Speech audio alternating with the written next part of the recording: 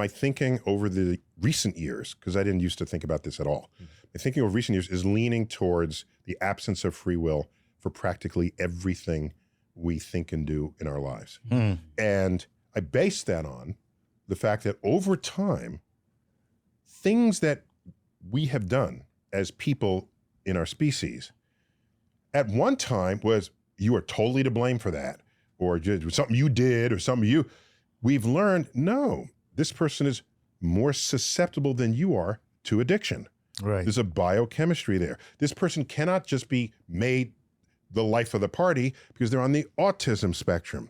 They don't control that. And the more I add up and explore the human condition, I'm forced to conclude that the direction we are headed is that we are all products of an absence of free will.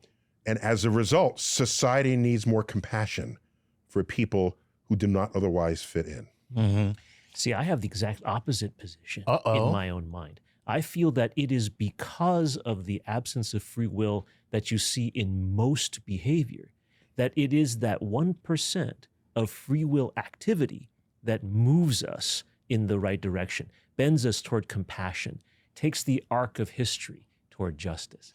But but going back to what Neil just said, there are people who actually suffer from personality disorders, that suffer from brain disorders, where they can't do what you just said. They can't express compassion. They can't move towards the... There was a day when no one even thought to analyze it that way, as a brain disorder. Yeah, you were just an a-hole. Yeah, exactly. That was it. Now, if they can't, you can. You can show that person compassion or understanding. And therefore, free will as an entity exists. Charles, you're drawing a line that I have seen be in constant motion over the decades and over the centuries. That line that you're saying, they don't have free will, but I do. I don't know that I can... See, I have free will over some things and not over others. Someone can see me and say, that person needs help in this way and has the free will to help me. I see somebody else who needs this help and free will. Together, it is a network. It's not that any individual... So you have to draw the line for every individual and even perhaps for society.